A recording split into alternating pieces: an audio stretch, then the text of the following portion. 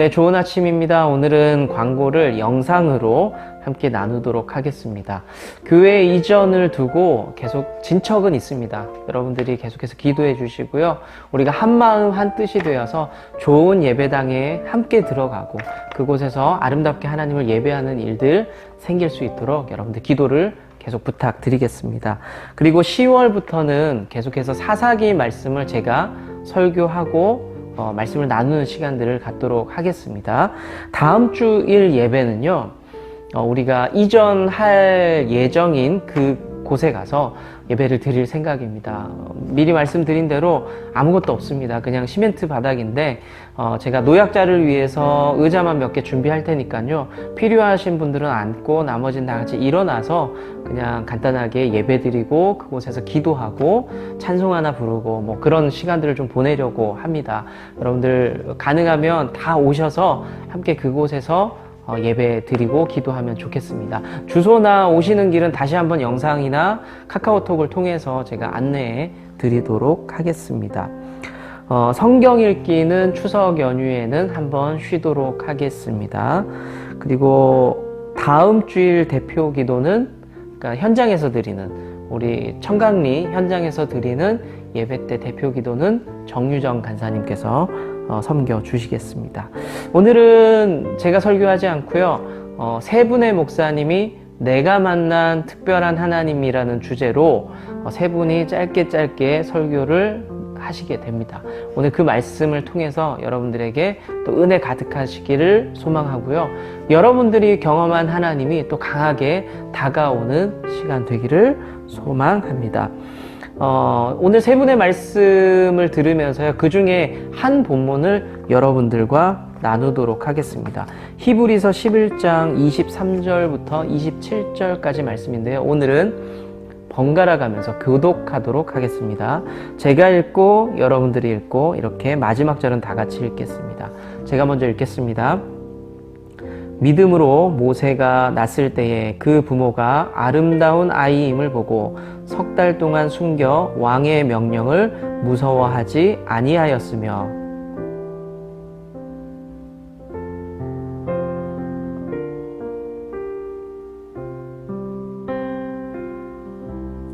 도리어 하나님의 백성과 함께 고난받기를 잠시 죄악의 낙을 누리는 것보다 더 좋아하고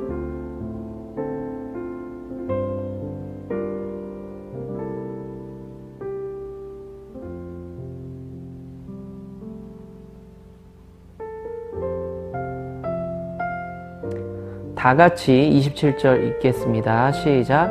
믿음으로 애굽을 떠나 왕의 노함을 무서워하지 아니하고 곧 보이지 아니하는 자를 보는 것 같이 하여 참았으며. 아멘.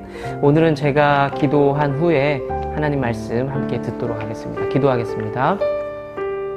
좋으신 하나님, 우리 좋은나무 교회의 사랑하는 가족들, 가정마다, 형편마다, 상황마다 주님의 선하신 간섭이 있기를 소망합니다. 연약한 자를 세우시고 그리고 메마른 곳에서도 생수의 강물을 흘러 보내시는 분이 하나님이심을 믿습니다.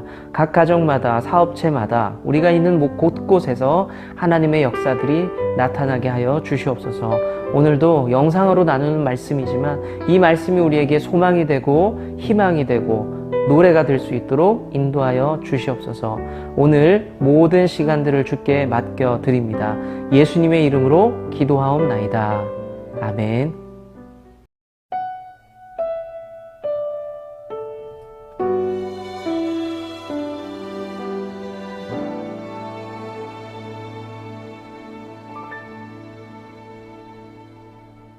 나 무엇과도 주님을 바꾸지 않으리. 다른 어떤 은혜 구하지 않으리. 오직 주님만이 내 삶의 도움이시니 주의 얼굴 보기 원합니다. 주님 사랑해요.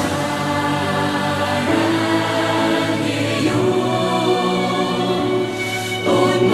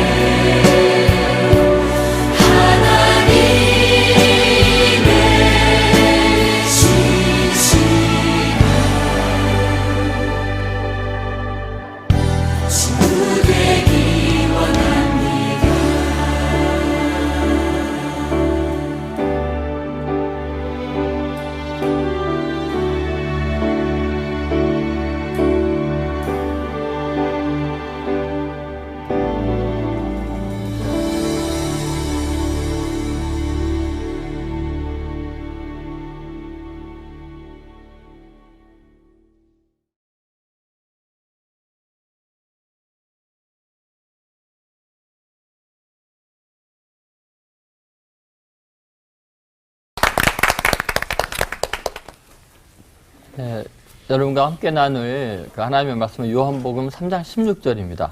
하나님이 세상을 이처럼 사랑하사 독생자를 주셨으니 이는 저를 믿는 자마다 멸망하지 않고 영생을 얻게 하라 하십니다. 여러분 잘 아시죠? 네.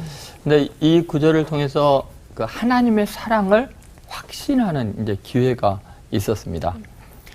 제가 인생 살아가면서 제일 어려웠던 게 뭐냐면은 내가 누군가를 사랑한다는 것을 스스로 확신할 수 없다는 거예요. 제가 초등학교 1학년 때 앞에 앉았던 김마리아를 정말 사랑했거든요. 초등학교 3학년 때 되니까 박한나를 사랑했고요. 초등학교 6학년이 되니까 또 다른 여성을 사랑하게 되고, 물론 이제 가명입니다, 다. 네. 그 실명 한번 이야기했다가 그 오빠가 전화가 오는 바람에 여러분 한번 생각해보세요. 세월이 가면서 상황이 바뀌면서 내가 사랑하는 대상이 바뀐다면 정말 내가 사랑한다는 것을 내 스스로 믿을 수가 없는 거예요. 그럼 내가 내 자신을 믿을 수 없는데 다른 사람이 나를 사랑한다는 것을 믿는다는 것은 불가능했어요. 그래서 제가 대학원 때까지도 연애를 못했거든요. 그러니까 사랑을 확신한다는 게 되게 어려운데 하물며 나 같은 미물을 천지를 창조하신 하나님이 그 크신 하나님이 사랑한다는 것을 어떻게 확신하겠어요? 이게 불가능해요. 그래서 고민이 많았어요. 내가 하나님 믿는다고 하는데 정말 하나님이 나를 사랑하실까? 그러다가 요한복음 3장 16절을 깊이 묵상하면서 제 삶의 경험 속에서 하나님이 사랑을 확증해 주신 걸 깨달았죠. 첫 번째 사랑을 확신하는 방법은 선물입니다. 여러분도 이제 궁금하잖아요. 저 사람이 나를 사랑할까? 또는 내가 저 사람 사랑할까? 어떻게 확인하는지 아세요? 생일이나 뭐 기념일 때 내가 뭐를 선물을 주는가? 또는 그 사람이 나를 뭐를 주는가 보면은 사랑하는지 잠깐 좋아하는지를 알 수 있어요. 정말 사랑하면요 아까운 게 없어요. 그렇죠? 맞죠? 잘 못 받고 있어요. 어차피 이해를 못할 테니까 좋은 게 있어요. 여러분 한번 생각해보세요.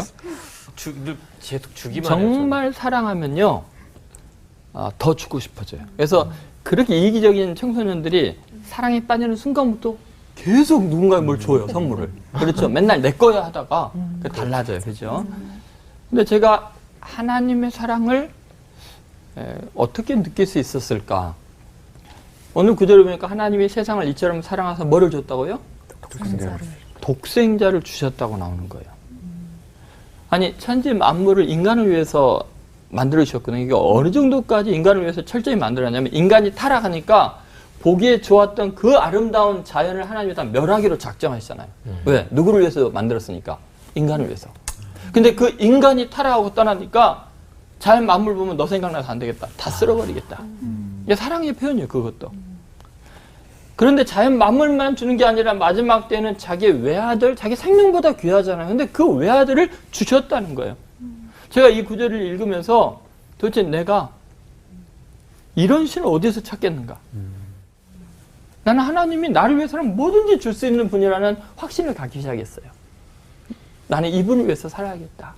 사랑이 확실히 느껴지더라고요. 두 번째 사랑을 확실하는 방법이 있어요. 그거는 희생을 보면 사랑이 보여요. 여러분 누군가 여러분의 그런 말 한 적 있어요? 나 당신을 위해서라면 죽을 수도 있어. 정말 사랑하는 사람을 위해서라면요. 내 생명이 아깝지가 않아요. 내가 고난당하는 게 아깝지가 않아요. 뭐 영화 같은 데 가끔 가다 보면은 이렇게 사랑하는 사람을 위해서 손을 이렇게 자르라, 도끼로 자르는데 내놓을 수 있냐? 그러면 그 여자 살려주겠다. 뭐 주인공들 막 내놓고 그러잖아요. 물론 저는 고민이 많습니다만. 근데 정말 사랑하면, 그 사람을 위해서라면 간이라도 심장이라도 내놓지요. 하나님이 세상을 이처럼 사랑하사 독생자를 주셨다 할 때 이처럼이라는 게 도대체 얼마나 큰 사랑일까? 얼마나 큰 사랑일까? 그것을 생각해 봤어요. 저희 어머님이 49에 돌아가셨고요. 대학교 2학년 때였어요. 저는 신학생 때였고 어머님 위해서 그렇게 간절히 기도했고 살려주실 줄 알았어요. 근데 몇 년을 너무 고생을 하시고 결국은 돌아가셔요. 제 마음속에 즉시로 일어나는 건 하나님 이럴 수 있습니까? 내가 유일하게 사랑을 공급받는 대상이 어머니인데 그 사랑만한 어머니를 왜 데려가십니까? 항변을 하고 싶었어요. 그런데 즉시로 그냥 제 마음속에 하나님의 음성이 들리고 하나님의 말씀이 떠오르니까 방법이 없었어요. 항변할 수가 없었어요. 왜냐하면 그래 너 니네 엄마를 위해서 한 게 뭐냐? 너 엄마 그렇게 고통스러울 때 네가 아들이라면서 엄마 사랑한다면서 너가 엄마를 위해서 해줄 수 있는 게 뭐가 있느냐? 아무것도 없었잖아. 그렇게 고통스러운데 그 아픔을 조금이라도 나누고 싶은데 하나도 못 누리는 거예요. 나누지를 못하는 거예요. 그냥 어머니가 그냥 오롯이 혼자서 고통을 겪는데 그 심정을 조금도 나누지를 못하고 아픔을 고통을 나눌 수도 없고 해드릴 수 있는 게 없는 거예요. 하나님이 그러시는 거예요. 너 니네 엄마 생명 육신 잠깐 살다가 생명을 위해서 아무것도 해준 게 없잖아. 너 희생한 것도 없잖아. 근데 나는 너의 어머니를 영생을 얻게 하기 위해서 내 아들을 희생했다. 하늘 보좌 버리고 이 땅에 마옥간에 태어나고 벌거벗겨진 채 나무에 매달려서 죽으면서 피를 쏟으면서 네 어머니를 위해서 나는 희생했다. 근데 네가 나한테 항변할 수 있냐? 야, 너는 어머니 잃었다고 슬퍼하는데 나는 내 외아들을 잃었다. 누가 더 슬프겠냐? 아니 뭐 계속 쏟아 부으시는데 제가 할 말이 없었어요. 사랑하는 사람을 위해서 희생해야 사랑인데 나는 사실 사랑하는 사람을 위해서 사랑하는 어머니를 위해서 아무것도 희생한 게 없는 거예요. 근데 하나님은 어머니를 위해서 엄청난 희생을 하신 걸 알면서 하나님 맞습니다. 이렇게까지 사랑을 확증해 주셨다면 나는 이 하나님을 영원토록 섬기겠습니다. 하나님이 나에게 그렇게 말하는 거예요. 동천아, 너 위해서 나 뭐든지 할 수 있어. 말해봐. 널 위해서 내가 뭘 못할 것 같아. 제가 할 말이 없었어요. 맞습니다, 하나님. 그걸로 충분합니다. 근데 세 번째 제가 이제 궁금한 건 그거였어요. 그래도 하나님 나 사랑하지 않을 것 같은데. 왜냐면 그건 하나님 훌륭하셔서죠. 창조주니까 뭐든지 줄 수 있고 그렇게 훌륭하신 분이니까 희생할 수 있지만 그런 사랑을 나같이 쓸데없는 인간을 위해서 나같이 더러운 죄인을 위해서 하실 리가 없잖아요. 그건 훌륭한 사람들, 아주 하나님을 위해서 잘 사는 사람들, 능력 있는 사람들, 쓸모 있는 사람들을 위해서 그렇지 나 같은 죄인을 위해서 그럴 리가 없잖아요. 그래서 세 번째 사랑이 확증이 필요한데 그것은 용납의 크기였어요. 너가 어떤 상태여도 난 널 사랑해. 흔히 그렇잖아요. 드라마나 여러 군데서 사람이 잘 나가고 훌륭할 때는 사랑했다가 망하니까 떠나가고 버리잖아요. 그게 우리는 너무나 많이 겪었던 거예요. 내가 훌륭하고 잘 나갈 때는 그렇게 사랑한다 하고 존경하고 따르다가 오해받고 비난받고 버림받으면 다 떠나잖아요. 사랑을 확증하려면요. 나는 너가 어떤 상태여도 사랑해. 하나님, 내가 어떤 상태여도 사랑하실 수 있어요? 그것이 궁금한 거예요. 제가 그것을 경험하고 확신을 얻은 때가 있었는데 대학교 때 저는 제 자신의 존재 자체에 대해서 너무나 악하고 더럽고 추해서 나는 목사될 자격이 없다고 생각을 했어요. 그리고 교회도 안 가고 입을 뒤집어 쓰고 며칠 울면서 절망하고 있었는데 갑자기 어렸을 때 일을 하나님이 떠오르게 해주시는 거예요. 제가 어렸을 때 팽이를 잘 쳤거든요. 팽이를 치는데 막 몰두해서 절대로 안 지려고 열심히 치다가 갑자기 화장실이 가고 싶은 거예요. 근데 그 초등학교도 가기 직전에 그 어린 나이에 지지 않으려고 이제 막 열심히 팽이를 치는데 중간에 나갔다 오면 꼴찌가 돼야 되니까 참고 있었는데 이제 관략근의 한계가 느껴진 거예요. 그래서 정신없이 뛰쳐서 이제 공중변소로 가는데 팽이고 뭐 내팽개 치고 근데 20원을 내고 들어가는 공중변소에 마을 사람들이 다 사용하는 가난한 동네여가지고 집에 화장실이 없어요. 막 뛰어 들어가니까는 그 지키는 아저씨가 쫓아왔나 봐. 나는 그것도 모르고 이제 옷을 내리고 탁 앉으려는 순간 갑자기 문이 쾅 열리면서 쾅 닫히면서 돈 내놔 했는데 그게 이제 화장실 무너지는 소리인 줄 알고 놀래갖고 어린 초등학교도 가기 전이니까 놀래갖고 화장실에 푹 빠진 거예요. 아이고. 동네 사람들 오물이 이렇게 있는데 제가 손을 탁 펼쳤어요, 다행히. 그래갖고 탁 걸렸어.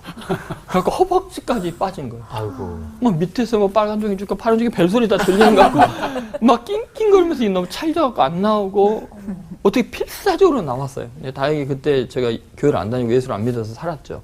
예수 믿었으면 할렐루야 하고 퐁 빠져 죽을 뻔했는데 어쨌든 나왔는데 제가 제 자신을 못 보겠는 거예요. 구더리가 기어다니고 뭐 종이가 붙어있고 밑에는 진한색 위는 노란색 뭐 이러면서 너무너무나 끔찍하고 어려갖고 이제 죽은 줄 알았으니까 무서워서 울고 더러워서 울고 나왔더니 애들이 동천이는 빠졌대요. 똥똥한 입에 다 놀리는 거예요. 동네 아줌마애들이 저놈의 새끼 평생 말썽을 피우더니 이제 별짓을 온 동네에 똥을 쳐 바르고 다니네 하면서 아줌마들도 욕하는 거예요.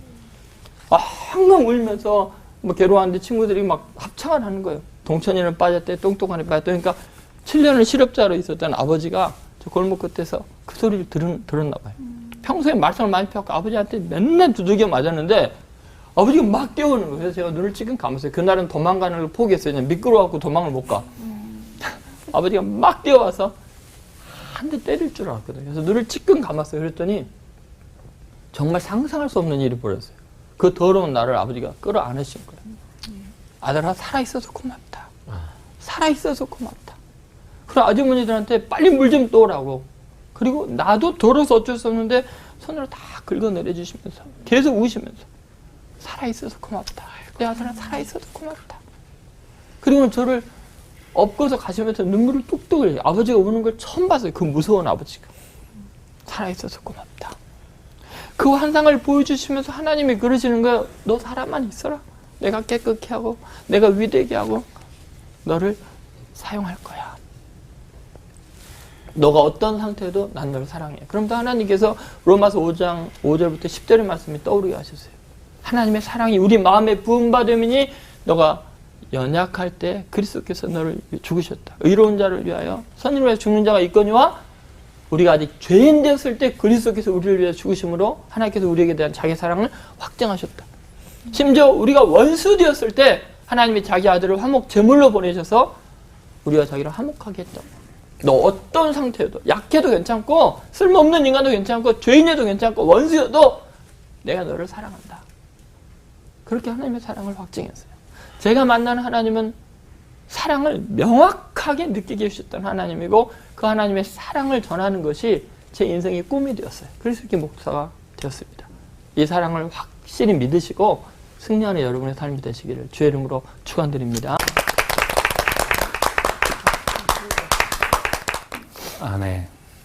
저는 이제 9살 때부터 교회를 다녔습니다.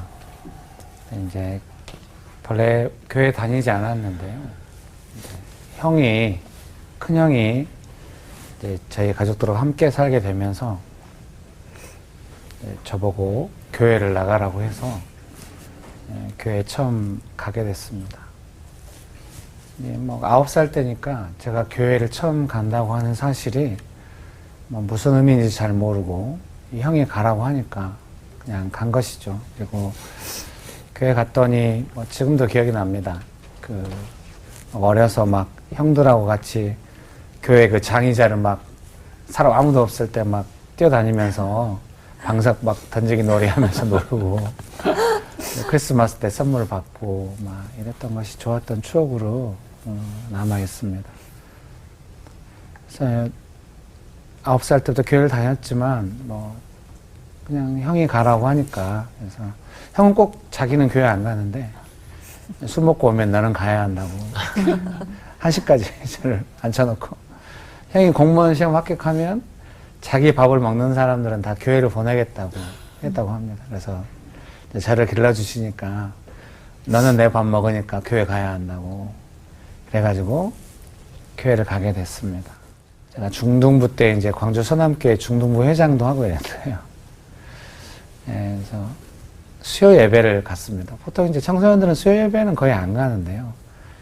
좀 힘드니까 교회에 가고 싶었습니다. 그래서 수요 예배 가서 이제 넓은 예배당에 이렇게 앉아 있는데요. 그때 이제 안영로 목사님께서 설교를 하시는데 예수님을 믿으면 장래를 걱정하지 말라고 예수님께서 예배하신 것이 있다고 말씀하시는데 그 중학생 때인 저에게 되게 깊이 와닿았습니다. 아, 예수님을 믿으면 장래를 걱정하지 말아야 하는구나. 예수님께서 준비하시는 것이 있구나. 그런 생각이 들었습니다. 나중에 이제 제가 대학생 돼가지고 목사님 만나서 그때 제가 중학교 때 그 설교 듣고 은혜 받아가지고 삶을 하나님께 맡기게 된 것 같다고 했더니 목사님 너무 기뻐하시고 십몇 년 지난 설교를 기억하고 있다고 그래서 이제 그렇게 이제 고등학교 가고 이러면서 늘 가족들은 그런 거죠. 네가 부잣집 막내 아들도 아닌데 왜 대학을 간다고 그러냐. 빨리 직장을 가야 된다. 이렇게 많이 말씀하셨는데 저는 어쩐지 대학을 가고 싶었습니다. 근데 이제 실력이 없으니까 이제 뭐 공부하는데 잘 안 될 것 같아요. 대학을 잘 못 갈 것 같습니다. 그리고 혹시 합격을 해도 납부금이 없어가지고 대학은 못 갈 것 같다는 그런 생각이 들었습니다. 그래서 기도를 한번 하게 됐습니다. 하나님, 제가 대학에 못 갈 것 같습니다. 그런데 혹시 하나님께서 은혜를 베푸셔서 저를 대학에 보내주신다면 저는 하나님의 일을 제일 먼저 하겠습니다. 이렇게 약속을 했습니다. 사실 그때 그것이 얼마나 중요한 약속인지 잘 몰랐습니다. 그냥 저는 대학에 가고 싶어서 어떻게 하면 대학에 갈 수 있을까 그런 마음으로 기도를 한 건데요. 대학에 갈 수 있게 됐습니다. 장학금도 받았고 또 지방에 있는 국립대였기 때문에 이렇게 비싼 납부금이 아니어서 이제 대학에 입학해서 대학을 다니게 되었는데 하나님의 일을 제일 먼저 하지 않았습니다. 이제 제가 호적상 나이가 한 살 많게 돼 있어가지고 재수하고 이렇게 대학을 가니까 그때 아마 규칙 중에 하나가 몇 살 이전에 졸업이 안 되면 군대를 가야 한다는 그런 규정이 있었고요. 제가 그 규정에 걸려서 이제 군대를 가야 되는 상황이었습니다. 그래서 군대를 갔는데 약간 이제 등치가 크고 지금은 안경 쓰지만 그때는 안경을 안 쓰니까 특공연대에 뽑혀갔습니다. 그래가지고 훈련이 좀 힘들었습니다. 이제 전방에 다녀와서 이제 막 훈련을 막 하고 있는데 너무 힘드니까 제가 이제 마지막 그 산을 올라가면서 막 잠 안 자고 이틀씩 걷고 막 이런 훈련이었는데 막 산을 올라가면서 하나님, 세상에서 편하게 살던 사람들이 군대 와서 사람 된다는 이야기를 제가 들어본 적이 있는데 저는 결코 그런 삶이 아니라거나 결코 나는 편하게 살지 않았다고 막 이렇게 하면서 하소연을 하고 이제 무사히 부대 복귀를 해가지고 쉬고 있었습니다. 그런데 주일날 이제 일요일이죠. 일요일 오후에 일병 밑으로 다 모이라고 하는 겁니다. 저는 그때 이제 일병이었으니까 갔는데 다음 주 월요일부터 3주 동안 공수훈련을 시작한다는 겁니다. 제가 군대 갈 때 하나님께 3가지 약속을 했거든요. 첫 번째가 주일은 반드시 지키겠다는 거였습니다. 두 번째는 11조를 드리겠다는 거였습니다. 세 번째는 지금도 정확하게 기억이 안 납니다. 근데 군대 가기가 쉽지 않다는 걸 처음 알았습니다. 이 주일날 아침에 군대는 축구를 합니다. 군대 축구. 죄송합니다. 군대 이야기, 축구 이야기 나왔는데 죄송하게 생각하고요. 그래서 주일 아침 축구를 하는데 막 이제 그 교회 예배당 종소리가 울리는 겁니다. 그래서 제가 축구하다 말고 그때 잘 모를 때라 그때 우리 이제 내부반의 최고참이 김판수 병장님이었는데 김판수 병장님, 저 교회 가야 됩니다. 그랬더니 상병 되시는 분들이 눈을 부라리면서 누가 네 맘대로 교회 가라고 그랬어. 그때 처음 알았습니다. 교회는 아무나 갈 수 있는 곳이 아닌가? 근데 이제 무슨 생각인지 모르겠는데 그 김판수 병장님이 저를 보내라고. 나중에 알고 봤더니 그분도 크리스찬이었습니다. 그래가지고 제가 교회를 갔는데 주일 저녁 예배까지 드리고 오는데 제가 하나님께 간절히 기도했어요. 하나님, 한 번만 봐주면 안 돼요? 하고 눈물이 한 방울 뚝 떨어졌어요. 그래가지고 이제 공수훈련 마치고 군대 군종병으로 발령이 났습니다. 교회 일만 하는. 그런데 제가 잘 모르는 겁니다. 새벽기도 끝나면 와서 군종실에 앉아있고 졸고 있고 그러니까 목사님께서 기도 한번 해보라고. 목사님 설교 때마다 예수님 10년 믿어도 성경책 한 번도 안 읽은 사람이 있다고. 그게 바로 저. 그래서 너무 도전이 돼가지고 성경책 읽기 시작했습니다. 마태복음, 아브라함이 이삭을 낳고 이삭은 야곱을 낳고 야곱입니다. 좀 힘들었습니다. 근데 이제 읽어야 되겠다는 사명감 계속 읽는데 오늘 본문인데 마태복음 16장에 이르시되 너희는 나를 누구라 하느냐 시몬 베드로가 대답하여 이르되 주는 그리스도시요 살아계신 하나님의 아들이시니라. 이 말씀이 와닿았습니다. 저한테 질문이 온 것 같아요. 기라 내가 너한테 누구냐 이렇게 물으시는 것 같았습니다. 막 고민했습니다. 성경 읽다 보니까 예수님은 피로 값주고 나를 샀구나. 나는 팔렸구나. 나를 사신 분이 계시구나. 그러면은 나를 사신 분의 뜻대로 살아야지. 그러면서 예수님을 인격적으로 만나게 되었습니다. 그 이후로는 예수님께 헌신하는 삶을 살아온 것 같습니다. 전에는 제가 이렇게 군대에서 예수님을 인격적으로 만난 것만 너무 중요하다고 생각했는데 나이가 들어 생각해 보니까 제가 어려서 막 동네 쓰레기 주워 먹고 이랬거든요. 되게 가난한 동네에서. 쓰레기를 먹지는 않아요. 쓰레기 중에 먹을 수 있는 걸 먹는데. 근데 그때 저를 하나님께서 교회로 불러주신 거죠. 그때 이후로 지금까지 저를 인도해 주신 하나님의 은혜에 감사합니다.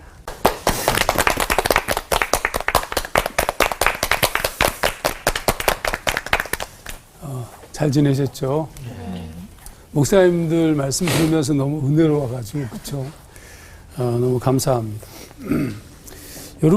여러분이 저를 볼 때 저는 좀 부잣집에서 태어난 그런 것 같죠, 그렇죠? 다 그래요, 사람들이. 네, 저는 뭐 믿음의 집안에서 부유한 가정에서 자라지 않았고 원래 불신자 집안에서 예수 믿지 않는 태어나고 봤더니 어머니 아버지가 별거 중이었던 그래서 저는 외할머니 손에서 자랐어요. 그 유명한 애월입니다. 제주도 고향이 애월 초등학교 출신입니다. 근데 초등학교 2학년 때 외할머니가 돌아가시면서 이제 어머니하고 살게 되는데 어머니는 병원에서 이렇게 허드렛 일도 하는 그런 보조간호사 일을 하셨어요. 그러니까 그 병원의 옥탑방에서 어머니하고 둘이서 살았고 우리 아버지와는 계속 별거된 상태였는데 제가 하도 못되게 구는 거예요. 뭐 굉장히 좀 문제가 있는 아이였어요. 굉장히 정서가 산만하고 뭐 굉장히 장난이 심한데 움직이면 다 부서지고 뭐 이런 일이 벌어져서 우리 어머니가 걱정하기를 얘가 아버지가 없어서 그런가 보다. 그 당시에 표현 중에 호로이 자식이라는 말이 있어요. 그래서 이제 우리 어머니가 아버지와 다시 결합하기로 결정했는데 초등학교 5학년 때였습니다. 그때 우리 아버지는 술 중독자의 한정치산 선고를 받은 분이셔서 뭐 돼지우리에서 자고 뭐 약간 정신이 오락가락 하시고 술에 완전히 쩔어 있으시고 근데 이제 아들 때문에 우리 어머니가 그렇게 결정을 했죠. 근데 이제 같이 같이 살게 되면서 이제 병원에서 나와서 새빵을 얻었는데 우리 아버지가 매일 술 드시니까 매일 폭력을 휘두르셔요. 저는 이해가 안 됐어요. 왜냐하면 이건 뭐 아버지라고 느끼지도 못하겠는데 술 드시고 매일 때리시니까 물론 저를 때리지는 않고 우리 어머니를 주로 많이 때리셨어요. 그러다가 이제 우리 아버지가 그러니까 제가 초등학교 졸업하고 중학교 2학년 되던 1월 13일 날 우리 아버님이 주무시다가 심장마비로 급사하셨어요. 그때가 39이었습니다. 그때까지 우리는 예수를 믿는 집안이 아니었습니다. 그러니까 돌아가시니까 이제 우리 그 안집 주인이 집사님이셨는데 교회 다니라고 교회에서 장례를 치러주지 않느냐. 그래서 이제 교회에다 요청을 했고 교회 목사님이 오셔서 모든 장례 연부터 시작해서 모든 장례를 다 치러주셨어요. 그때부터 이제 우리 어머니는 교회를 다니기 시작했고 저는 뭐 알다시피 그냥 대충 다녔고 그때부터 약간 좀 문제 청소년이 됐습니다. 소위 말하면 이제 플라잉 보이스라고 그런 그룹에 속해 있었어요. 번역이 안 되시는 분들은 사전 찾아보시고 공부를 못했죠. 저는 공부를 못해서 고등학교 때 제 성적을 제가 이제 우리 교인들한테 다 공개를 했는데 1학년 2학기 때가 382명 중에 328등 2학년 때는 97등이 돼요. 그게 아니고 이제 인문계와 자연계로 나눠지면서 인문계 118명 중에 97등이었습니다. 생활기록부 하단에 이런 말이 써 있어요. 특기사항 및 지도사항란에 1학년 때는 성실성과 안전성이 결여돼요. 2학년 때는 성실성과 안정감을 갖도록 지도함. 그리고 이제 생활환경란에 주유환경 복잡 이렇게 써 있어요. 고등학교 2학년쯤 되었을 때는 그냥 죽고 싶은 마음이 저를 지배하고 있었습니다. 왜 죽고 싶냐면 다시 이제 병원으로 들어갔는데 병원에서 옥탑방에 살고 있었고 거기 원장네 식구들이 사남 일녀 다 잘 살고 다 부유하잖아요. 저는 너무 비참한 거예요. 또 모습도 제가 사진을 그 당시 고등학교 때 사진을 보니까 너무 못생겼어. 지금 수술도 안 했는데 그때 머리도 무성했는데 머리가 없었어요. 왜냐하면 그때는 전부 이제 빡빡 밀었었던 시절이었으니까. 제가 제일 많이 들었던 말이 싹수가 노라해서 지휘비를 닮아서 재미있지 마세요. 그러니까 제가 고등학교 때 느꼈던 것은 절대로 되지 않는 비참함이었습니다. 아버지가 39에 술 중독자로 갑자기 돌아가셨기 때문에 나의 인생도 그렇게 끝날 것이라고 생각했어요. 이게 그러니까 앞이 보이지 않는 마치 어떤 느낌이냐 하면 물에 빠져 익사 직전 같은 느낌인데 아무도 나를 구해주지 않는, 나 혼자밖에 없는 거예요. 그런 절망적 순간이 고등학교 시절이었는데 그때 뭐 치명적인 몇 가지 얘기가 있지만 그 얘기는 혹시 그 듣는 분들이 마음이 아파할까봐 제가 얘기는 못하겠습니다만은 그 상태에서 고등학교 2학년 때 4개의 교회 연합 중고등부 수련회를 갔어요. 근데 제가 고등부 회장이었어요. 아니 그럼 믿음도 없는데, 믿음이 없어도 그냥 있으면 돼요. 특히 중학교 2학년 때부터 어머니 따라서 교회를 다녔고 제가 고2 때 남자 고등학교 2학년 남자애는 나밖에 없었기 때문에 당년직 회장이에요. 저기 마산에 있는 임마누엘 수도원이라고 무악산 중턱에 있는 그 수도원에 가서 그 수련회를 참석했는데 저는 자살에 대한 충동을 느끼고 있었고 그냥 뭐 어떻게 이렇게 살아야 될까 이거 굉장히 고민하던 시절이었어요. 근데 그때 주제가 잊을 수 없어. 날 보내소서요. 날 보내소서. 찬송 중에 복음성가가 많이 드러나지 않던 시절이었는데 그때 부르던 찬송 이겁니다. 날 보내소서 이런 찬양이 있어요. 우리는 바꿔서 불렀어요. 너나 가거라 이렇게. 그러던 마지막 날인데 목사님이 막 이제 그 마지막 집회니까 3박 4일인가 집회를 했는데 막 집회하는데 마지막에 결단의 시간이 온 거예요. 전부 눈을 감으라고 그런다. 주의 종 될 사람 손 들라고. 저는 뭐 전혀 관심이 없었던 상황이었기 때문에 가만히 있는데 계속 들라는 거예요. 그래서 제가 도대체 몇 명이 손을 들었길래 이렇게 목사님이 간절하실까 하고 눈을 딱 뜨는 순간 목사님과 눈이 딱 마주쳤어요. 한 100명 보이는 장소였으니까 저를 본 것이 아니지만 본 것처럼 느껴진 거죠. 그리고 이제 잔상이 눈을 딱 감았는데 3명이 손 들었어요. 워낙 설교를 못 하신 거예요. 아니 3박 4일 동안 말씀을 전했는데 달랑 3명이 손 드는 게 말이 안 되잖아요. 저는 하루만 설교해도 다 들게 할 수 있는데. 그러니까 제가 하도 답답하기도 했지만 근데 갑자기 계속 얘기하시는 거예요. 근데 갑자기 등골이 오싹해졌어요. 이유가 뭐냐면 그 3명이 4개 교회 연합 수련회인데 각 교회 회장들이었어요. 근데 나도 회장이잖아요. 이거 어떻게 해야 되나? 근데 계속 손들래요. 그래서 제가 이제 목사님 막 비밀 지켜주겠다는 묻부터 시작해서 별일을 다 하시길래 비밀을 지켜주실 거라고 생각하고 손을 들었어요. 아니나 다를까. 놀라운 결단을 했다는 거예요. 그 일어나래요. 아니, 일단은 눈을 감은 상태니까 그 상태로 유지해 줄 줄 알았죠. 일어났어요. 그랬더니 목사님이 간절히 기도한 다음에 눈을 뜨라는 거예요. 전부 다.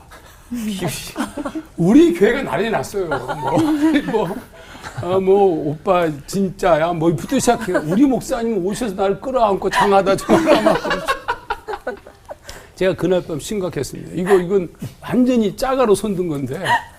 그래서 이제 그날 밤에 그 산 꼭대기 올라가면 주기철 목사님이 기도하던 십자바위가 있어요. 혼자 겁도 없이 올라간 거, 그 밤에. 비가 오는데. 와, 그때 거기서 이제 제 역사상 최초로 주님을 인정했죠. 제 주님 믿겠습니다. 잘 모르겠지만 믿겠습니다. 근데 그게 제 시작이에요. 그 이후로 집안 환경 달라진 거 아무것도 없습니다. 뭐 가난한 거 여전히 가난해서 어머님 돌아가실 때 남겨주신 총 재산이 300만 원이었고 공부는 계속 못해서 대학교 가서도 4.5 만점에 1.75를 유지했고 그리고 뭐 몸도 건강치 못해서 이게 중요한데 우리 아버지가 돌아가셨던 39살 즈음에 저도 피를 토하면서 쓰러졌는데 위암이었어요. 위를 전절제 수술했습니다. 아까 처음 얘기할 때 만약에 예수 안 믿었으면 지금 뭐 하고 있느냐라고 물었을 때 제가 죽었을 것이라고 얘기한 게 그때 제가 죽었을 거예요. 술, 담배 안 했기 때문에. 그래서 아마 살아 있었던 거고. 그러니까 하나님께서 저는 이게 굉장히 중요한데 제가 어느 집회를 가든지 특히 청소년들, 청년 대학 집회를 갔을 때 반드시 제 간증 얘기를 합니다. 이유는 예수를 믿는다는 것은 그건 보통 사건이 아니에요. 우리는 그냥 예수 믿으면 믿었나 보다 이렇게 생각하는데 그게 아니고 우리가 예수를 믿는 순간부터 하나님의 자녀가 되는 일이 벌어지고 하나님의 자녀가 된다는 것은 하나님이 집요하게 우리의 삶에 개입하셔서 우리를 만지시고 이끄신다는 거죠. 그러니까 내가 지금 엉망진창이었던 존재를 하나님이 바꾸시기 시작하셨어요. 근데 하루아침에 바뀌진 않아요. 내가 살아왔던 삶의 무게와 올드 셀프죠. 옛사람, 오랜 시간 동안 만들어진 나라는 존재가 변화되는 것은 오랜 시간이 걸려요. 하지만 본질적 변화가 시작된 거예요. 이미 새롭게 되었으니까. 제가 지금 제 인생을 쭉 돌아보면 언제 변했을까? 저는 뭐 더 많은 얘기를 해야 되지만 좀 마무리하면서 어느 날 누군가가 저한테 물었어요. 목사님 꿈이 뭐예요? 근데 저는 꿈이 없다고 얘기했습니다. 꿈이 없습니다. 아니 꿈도 없어요. 아니 꿈이 없는 게 아니고 꿈을 다 이루어서 그렇다. 더 이상 이 세상에서 꿀 꿈이 없다 나한테. 다 이루었으니까. 하나님께서 나를 사랑하셔서 나를 지금까지 이렇게 살아있는 존재. 와 이거 뭐 너무 멋있는 거예요. 오늘도 거울 앞에 섰는데 내가 너무 멋있어. 와우! 견딜 수 없어요. 진짜 너무 멋있어. 헤매고 답답하고 무너지고 쓰러지고 오랜 시간 동안 흔들렸던 저의 존재. 그 이때 이후로도 계속 흔들렸어요. 하나님이 계속 만지시고 끝까지 찾아오시고 빚으시고. 그래서 고통당하는 자녀 때문에 힘들어하는 부모님을 만나면 우리 아이들을 만나면 꼭 얘기합니다. 예수를 제대로 믿어라. 예수를 제대로 믿으면 그때부터는 네가 사는 것이 아니요 네 안에 있는 그리스도께서 사신 것이다. 새로운 삶이 시작되는 것이다. 걱정하지 말고 그렇게 걸어가면 된다 이렇게 얘기하죠. 그 하나님의 역사하심이 있기 때문에 걱정하지 마시고 주님을 믿는 일에 수능시험 보듯이만 공부할 수, 믿을 수 있다면. 근데 우리는 뭐 학기말고사 공부하듯이도 안 믿잖아요. 그래서 우리 삶이 엉망진창인 거예요. 제대로 믿는 삶이 우리의 삶을 바꾸실 겁니다.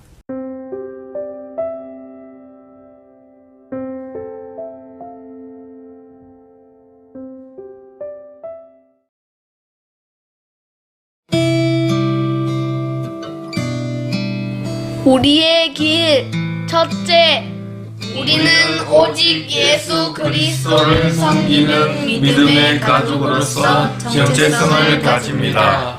둘째, 우리는 서로를 향한 사랑과 용서를 통해 이 땅에서 천국의 쉼을 누립니다. 셋째, 우리는 십자가의 사랑과 부활을 증거하며 또 다른 좋은 열매를 소망합니다. 아멘.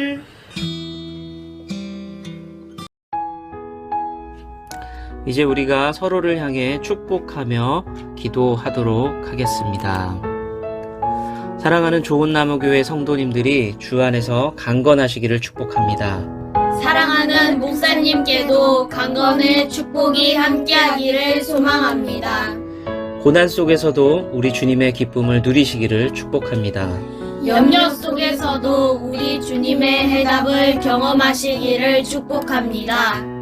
우리가 주의 뜰 안에 머무는 복된 성도 되기를 소망합니다. 아멘. 주님은 나무, 당신은 가지니 사랑의 열매 맺기에 축복해요.